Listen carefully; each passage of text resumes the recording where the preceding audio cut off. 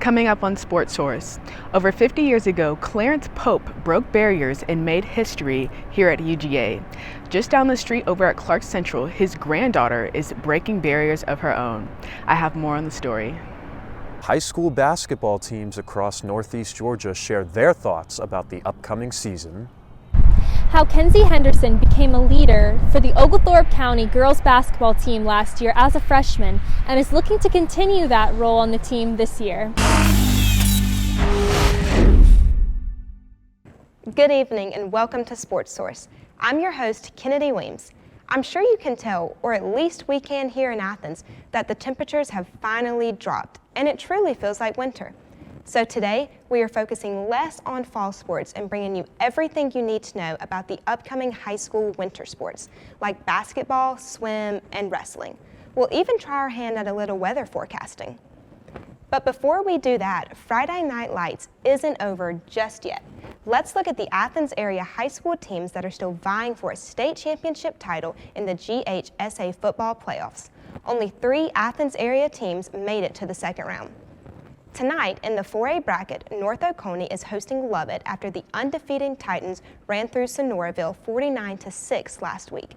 In Class 1A Division I, Prince Avenue Christian beat Mount Vernon 47-14 last week, and tonight host Elbert County. Then, in 3A, Oconee County upset Lumpkin County last week 49-21 and will travel to Northwest Georgia to face Airdsville.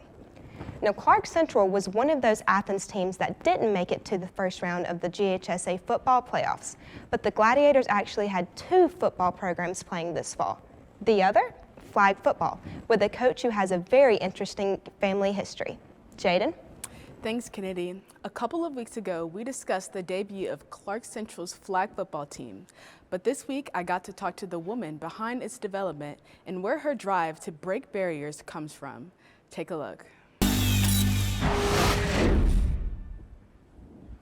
Coach Sherelle Pass broke barriers this fall when she started the first flag football team in Athens, Clark County. But that is nothing new to her and her family as she followed in her grandfather's footsteps of making history. She would see things and do things that, with intensity. And that's the same way she's innovative here. And she look around and see what's needed. And, she go for it. And she's always been that way. Uninhibited. So I'm proud of her. Coach Pass's drive has been heavily influenced by her grandfather's courage and his faith that guides him. Everything I've done pretty much has, I would say, been pretty lined up in the way of not me doing it by choice, but because it's been ordained in a sense. And that came from him as well, just knowing who he is and his faith in God and being, like I said, faithful. Clarence is a part of the first 5 black men that played football at the University of Georgia. He remains a trailblazer for many black student athletes today. It's an honor to be in a space and time that you meet a challenge, you know what I mean? And down the road, people put titles on it, but we are thankful, and suddenly after 50 and 51 years. While Clarence's main purpose of going to UGA was to play the game of football, he picked up some life lessons that he has been able to share with many, including his granddaughter, Coach Pass. Growing up, we always heard about Big Daddy being part of the first, but to the extent really showed the kind of impact they did here at Clark Central as well as the University of Georgia, and it always gave basically footsteps to follow to a certain degree. Although Clarence is proud of his granddaughter for taking strides to break barriers, this came as no surprise since he knows just how capable she is. We knew then that she was innovative. She was conscientious, and with her dad was sports-minded too, and they would just grow in such a way that you just couldn't stop her, Throughout the season, Coach Pass has made sure to implement the teachings of her grandfather so that her players can reach their full potential. The tenacity, the being faithful in the moment, basically not being scared or fearful, stepping out on faith, and pretty much allowing God to use you how He sees fit. So everything I've done pretty much has, I would say, been pretty lined up in the way of not me doing it by choice, but because it's been ordained in a sense. And that came from him as well, just knowing who he is and his faith in God. As Clark Central wraps up their first flag football season, there is no doubt that Coach Pass will continue to lead her team in the right direction. From Athens, Georgia, I'm Jaden Fields reporting for the Carmichael Sports Media Institute. An incredible bond that has made a big impact on the community. I'm excited to see what the future holds for Coach Pass and her grandfather. Back to you, Kennedy. Thanks, Jaden. You can definitely see the impact that Mr. Pope has left and how his granddaughter is following in his footsteps. But hey, don't go anywhere. After the break, we will discuss our must-see matchup of the week. But it isn't two teams that are playing against each other. It's something a bit different. We'll be right back for more. During high school, I hung with the wrong crowd and I never graduated.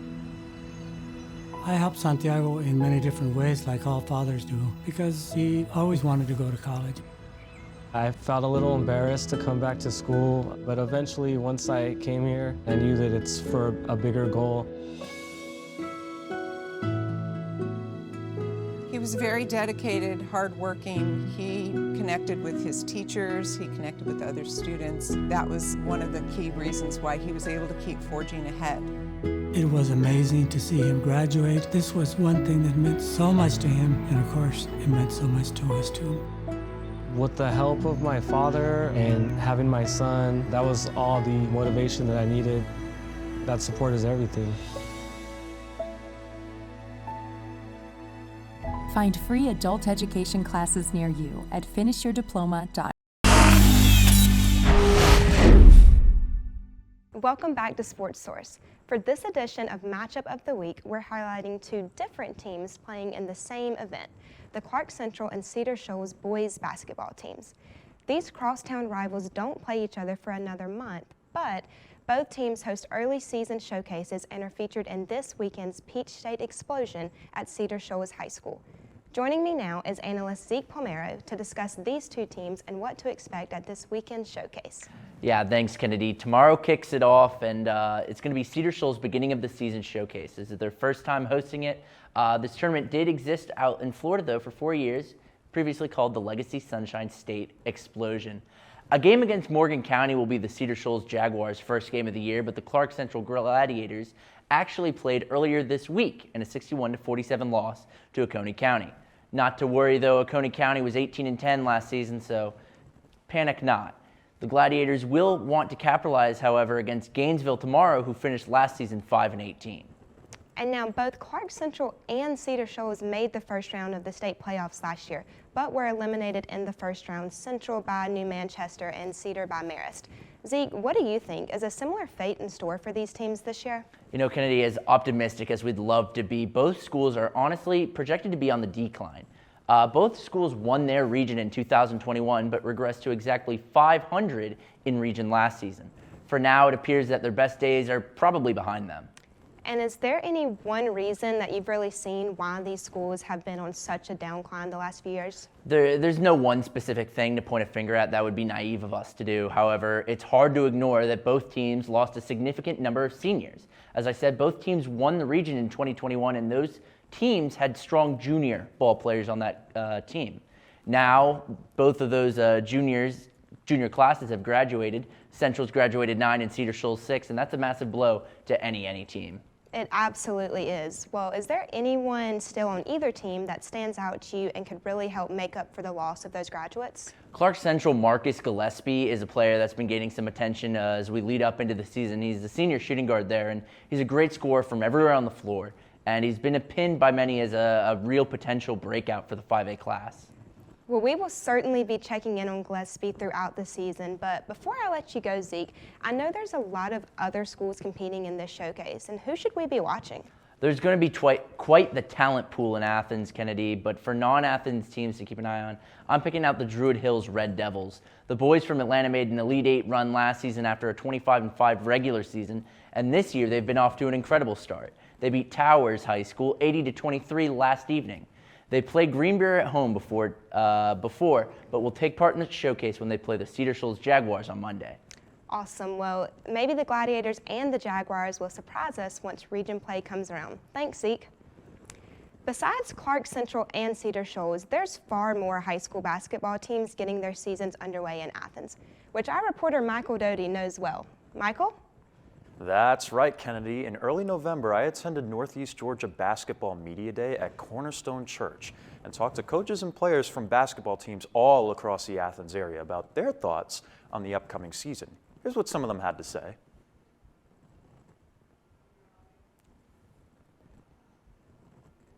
All right, Coach, first general question is, what is your ultimate goal for your team this season? What is your biggest goal for the team going into this season? What is one goal you were trying to accomplish with your team this season? Of course, it's always to get ready to win the region tournament, but more importantly this year is just to build some character this year. Well, you know, our basic goal every year is to be playing our best basketball in February.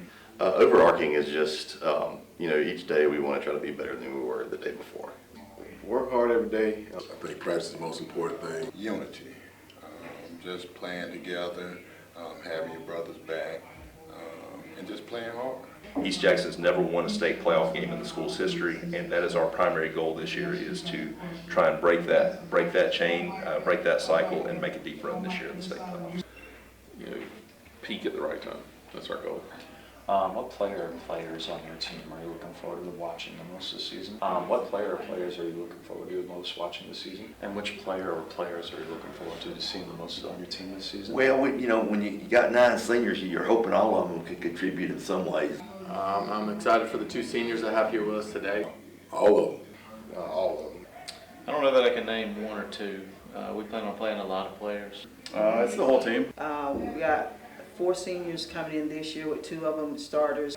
The maturation of my 3 seniors here that, you know, they've gotten sparing minutes the past few years, and they've really been putting in work. Which goal individually are you trying to accomplish this season? What is one goal that you are trying to accomplish individually this season? What individual goal are you trying to accomplish this season? I'm trying to accomplish making all region team or honorable mention. Be a scorer and be a leader for my team. Just helping my team get better. To get my defensive game up and play more between the 2 and the 5 better. More points, you know, get my rebound up. Being nicer. I could score 1,000 points this year, and I think that'd be really cool to look back on and like remember that.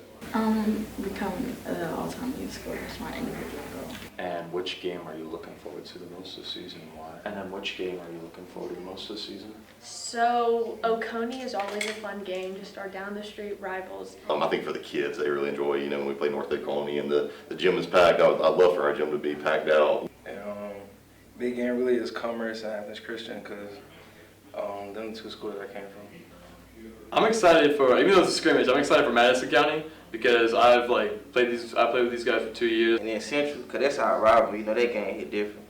Crosstown rival, Cedar Shoals, that's going to be my favorite game probably. Traveling to Lanier will be tough for us, so that'll be a big game. On the road to Shiloh will be tough. Woodward Academy, Carrollton, and Clark Central. I'd be lying to myself, being that I'm married into a Hart County family. I know that the Hart County, Elbert County is a big-time rival. Definitely Hart Elbert game, for sure. Hart County. Elbert County. Elbert County. All right, thank you, Madison County. Thank you very much, Oconee County. Thank you so much, Clark Central. Oh, yeah. Thank you, Social Circle. Appreciate it. As you could see, not all teams think the same way, and not all will bolster the same results. It should be another great season on the hardwood, and I cannot wait. Back to you, Kennedy. Thanks, Michael, for that fun video. I always love hearing the student athletes' responses to interview questions. But hang around, we're still not leaving the basketball court just yet, as our reporter Sophie Ralph has a story with Oglethorpe County girls basketball right after the break. When I was in foster care, I never knew when I would have to move, so I always had my suitcase ready to go. Then one day, I was adopted. My new parents opened their hearts and home to me. My parents cook my favorite breakfast for me every morning. My parents take me on trips I never thought I would go on. They gave me a home and an even better reason to use that suitcase. My parents aren't perfect, but they're perfect for me. Your home before sunrise, on top of the house, the kids, and our future. The smell of your cooking is our alarm clock. My Shiro's day is never done. So let's start saving a little more now so we can feel prepared for retirement. A free 3-minute online chat can give us the personalized tips we need so we can live our lives to the fullest. Visit aceyourretirement.org.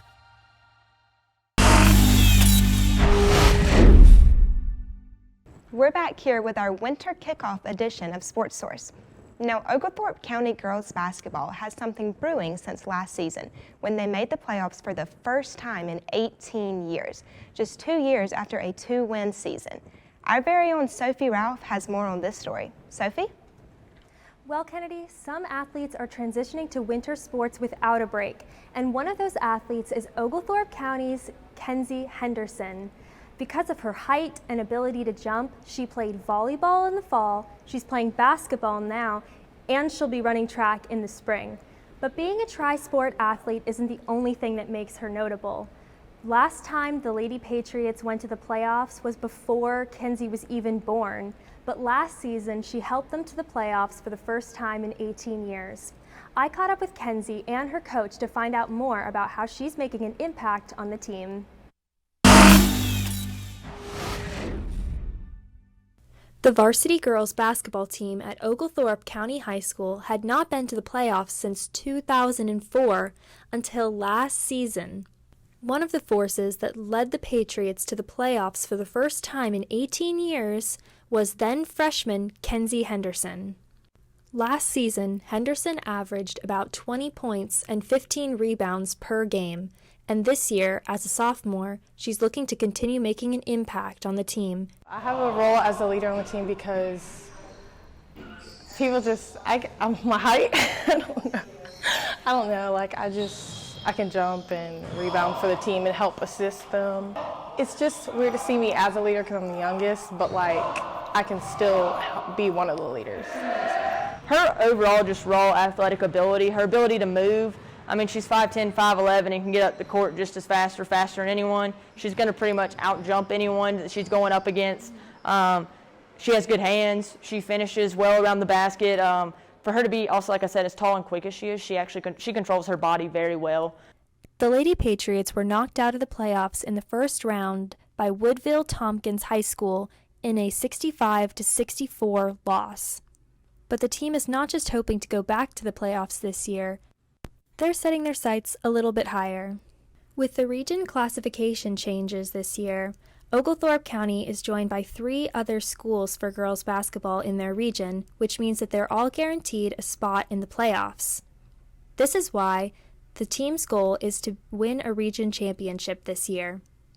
Head coach Dickens is relying on the skill and leadership of the underclassmen, including Kenzie Henderson, to lead the team to their goals this year. Kenzie is much more a action leader than a vocal leader in general anyways. So her way of leading may be sprinting and pushing everyone else to get up and down the court as fast as possible. On the court, Kenzie is, as soon as you watch her run up and down the court, you know she's different. She does stuff that you can't teach. She is someone that her teammates find reliable and can do those hard things. Even being a sophomore that she did last year as a freshman. While there's a lot that goes into winning a region championship, Henderson has a very simple philosophy. If we do everything the same and try to focus on winning, we should win. In Lexington, Georgia, for the Carmichael Sports Media Institute at UGA, I'm Sophie Ralph. Well, Kenzie's philosophy seems to be working out because the team's first game on Tuesday against Stevens County was a 55-49 win. Awesome, Sophie. Kenzie will be one to watch for several years to come. Now we're going to take a quick break before we discuss our predictions of who's hot and who's not this winter season. Grab your hats and coats and be ready to bundle up. We'll be right back.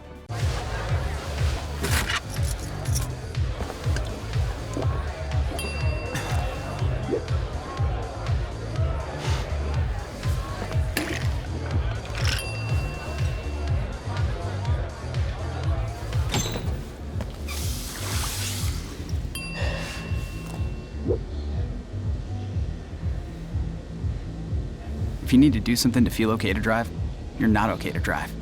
Don't drive buzzed. You're home before sunrise.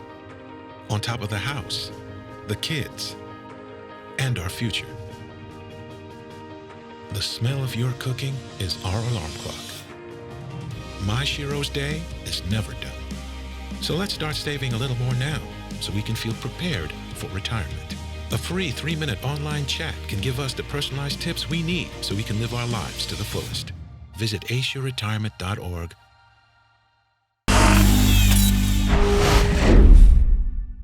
Welcome back to Sportsource.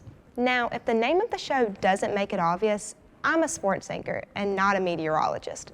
But in honor of the temperatures dropping here in Athens, my team and I are going to try our best at forecasting the winter weather. But here's the catch. We're not just going to sit here and tell you how cold it will be tomorrow. We're going to forecast some outlooks for Athens area winter sports teams.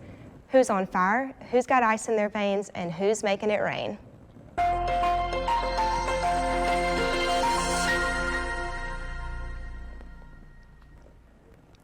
Michael, Sophie, Jaden, and Zeke, I hope you feel up for the task of being weathermen and weatherwomen today. To start, Michael, I hear you know a thing or two about being freezing cold and wet while competing. Why don't you kick us off? Yeah, that's right, Kennedy. Now, I don't know about you guys, but as a former 4-year high school varsity swimmer, I hated waking up on a cold Saturday morning to drive to practice, with the worst part being when you first jump into that cold pool. However, where I'm going, I'm not going to need these gloves or this hat, because over at Jefferson, the pool is anything but cold because there are 2 young lady dragons that are absolutely heating it up. I'm talking about Kate Dunnigan and Aubrey Claire Alewine Flores. Last year, Dunnigan finished 5th in the 100-yard freestyle and 6th in the 50-yard freestyle at the 4A state meet, edging out her senior captain teammate, Catherine Law, in both events.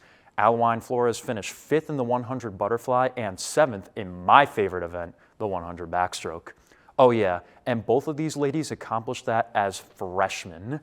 Both of them also swam for the 400 freestyle relay team that set a school record at state last year and helped the Dragons finish 4th overall. With both of them coming back as sophomores, I am forecasting a heat wave in the Jefferson High School pool. It'll be a warm winter for sure. I know that all of us would appreciate some of that heat right now here in Athens. Now, Sophie, I danced all through elementary school and loved performing in all the holiday shows. Though I will have to admit that the North Oconee dance team probably performs better than I could ever imagine. Take a stab at forecasting their season for us. Look, I know we're not past Thanksgiving quite yet, but I may get some disappointed looks here. The cold weather always gets me excited for Christmas. So I'm forecasting snow over at North Oconee, and here's why. One of my favorite Christmas traditions is enjoying some ballet by seeing the Nutcracker, but the Titans Thrill dance team has been dominating with a different kind of dance. For the last 2 years, they have placed first in the GHSA Jazz Championship and are looking to make that 3 in the 3A, 4A region this year. When I talked to Coach Darnell, she said that this team is one of the technically strongest teams she's had in a while, and that jazz really fits the strengths of her dancers. North Oconee's success hasn't been limited to jazz, however, because they placed 4th in Palm and were ranked 5th in the state for their region in February. This year's dance team is featuring 6 returning dancers and 5 new ones. So I imagine we'll see a lot of the same emphasis on jazz that they've had in the past, maybe even leading to their 3rd championship win in a row, despite having no seniors this year. What do you think, Kennedy? Will the Titans bring a Christmas snow heaping of awards this year? You do make a strong case, Sophie, so I think they might.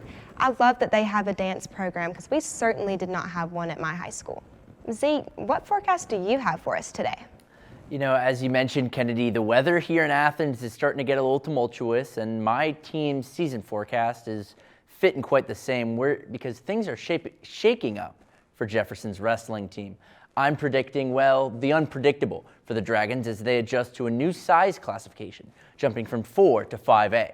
For me, the unpredictable could be best represented by a tornado, powerful and strong, but hard to judge the direction of. The Dragons historically are one of the most dominant programs in any sport across the state. From 2001 to 2021, they won 21 straight state championships. However, in 2022, in their second year in 4A, they lost that streak and placed 2nd at state as a team. Now in 5A, Jefferson High School will have to restart that winning streak.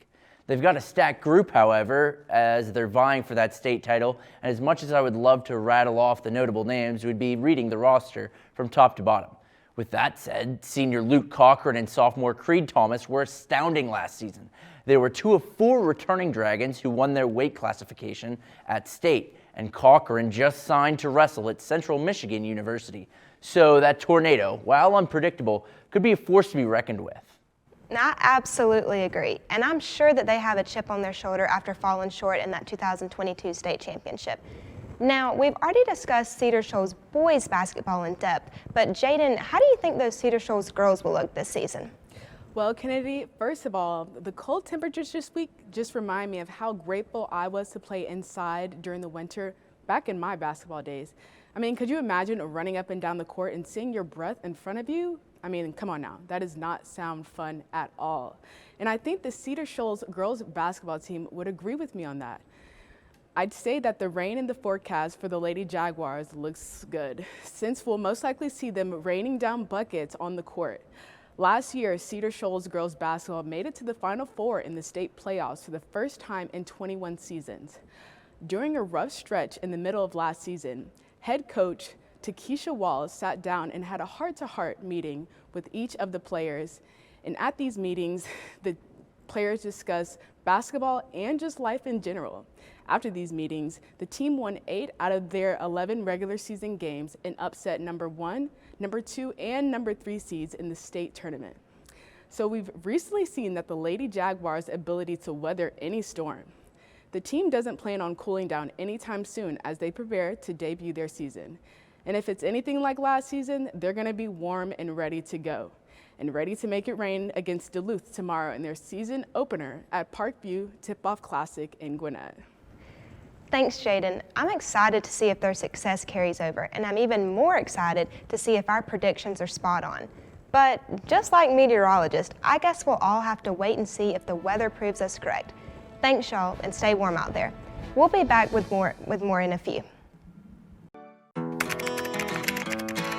I think I finally found. Hey, how you doing? Hey, Mason. Hey, Mason. Got a new house. It's looking pretty cool so far.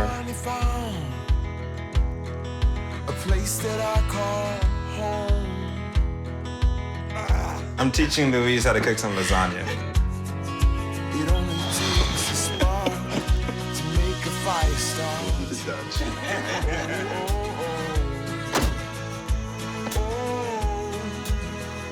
Thank you. Study, please.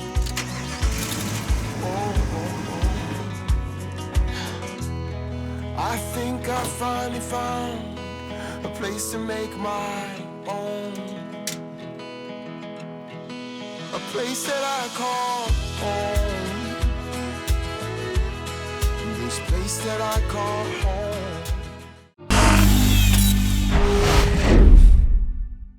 Welcome back. Now, we'll end with another winter event beginning this weekend, the Men's FIFA World Cup. And admittedly, that feels a bit weird to say, since that's normally a summer tournament. The The United States plays its first game against Wales and Qatar on Monday at 2 p.m. Eastern Time. Qatar has been under fire for the deaths of migrant workers in the construction leading up to the tournament, and for the country's outlawing of homosexuality. United States goalkeeper Sean Johnson commented on the U.S.'s decision to use its Rainbow Pride logo in training facilities and other team spaces at the tournament. It's a sign of our values and what we represent as a men's national team in U.S. soccer, and we're a group that believes in inclusivity, and we'll continue to. Johnson is one of several Georgia soccer players repping the state for the local Athens soccer community. Johnson and defender Walker Zimmerman both attended Brookwood High School in Lilburn. Defender Shaq Moore grew up in Powder Springs, though he attended high school at IMG Academy in Florida. It'll be interesting to see these players with Georgia roots represent the state on the world's biggest stage this month. And with that, thank you all for allowing us to take the stage and talk sports this Friday evening. I've invited my entire crew out as it's our group's last show here at Sportsource. From myself, our reporters, our producer, and our whole crew, we hope you enjoyed today's Sportsource show and our work this semester. Good night.